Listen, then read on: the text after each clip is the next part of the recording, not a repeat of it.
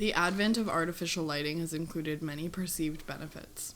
This includes allowing for the extension of the productive workday, increasing safety, and facilitating recreational activity deep into the night. However, in environments with extreme amounts of artificial light, there is a greater chance of disrupting population circadian rhythms. Specifically, artificial light has been found to have major negative effects on marginalized communities. Artificial lighting in these urban areas contain enough light photons to hit our retina and produce biological effects and disrupt our circadian rhythm. The 24-hour night-day cycle, known as our circadian clock, is severely influenced by the amount of light as it hits our retina. As the light goes through our lens to the retina, which contains retinal ganglion cells, which also contain melanopsin, a light-sensitive protein, the signal is then sent through the retinal hypothalamic tract to the suprachiasmatic nucleus, which then sends a signal to the pineal gland and induces melatonin secretion. Melatonin is responsible for sleep onset, duration, and continuity, as well as other correlates. These correlates include changes in body temperature, cell regulation, production and secretion of hormones, among many other neuronal activities. Artificial light threatens natural melatonin production and its correlates. LED bulbs have been found to reduce melatonin production by 80% and incandescent bulbs by 40%. Because of the sheer power of ambient light in urban areas, not just night owls are affected, but entire populations to some extent. However, it has been shown that some parts of urban areas are more affected than others.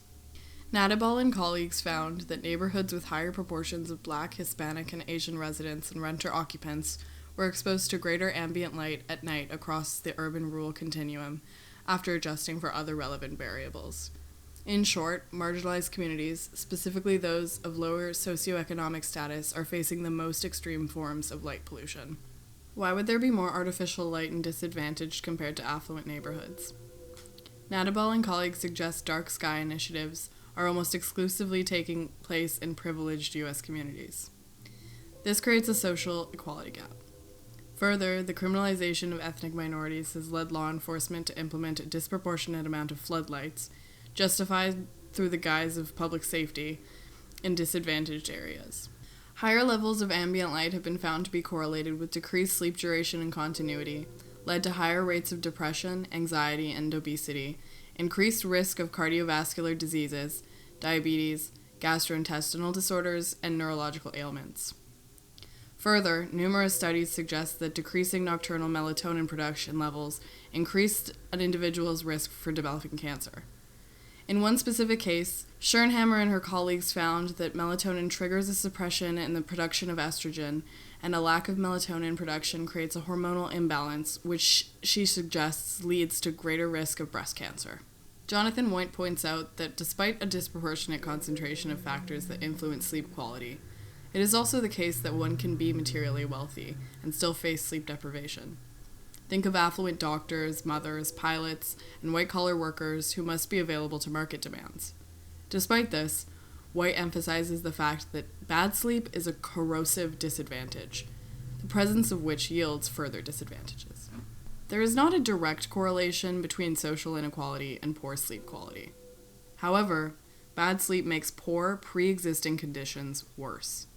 These poor conditions include lack of stable accommodation, crowded households and neighborhoods, poor quality insulation, low physical security, and the need to take precarious jobs, including night work and the psychological distress that comes with these circumstances.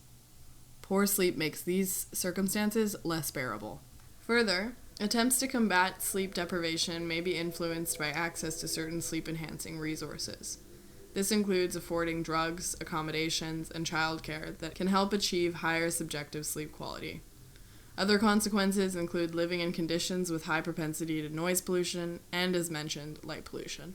Current initiatives in affluent areas demonstrate that it is possible to change infrastructure in a way that yields better health for residents. This includes the adoption of warm-colored LED bulbs, motion sensory, timers, and directional filters that have been deemed beneficial for human health. This and a wider range of affordable housing that could decrease the vast disparities in exposure to light and noise pollution. More broadly, according to Jonathan White, and as this research suggests, There are a variety of unique, harmful, undeserving, and avoidable consequences, as some find themselves at odds with the demands of their body and the norms of wider society. Considering the context in which sleep occurs is not only essential to improving the quality of individual sleep, but is instrumental to getting a head start on combating structural inequalities present in wake.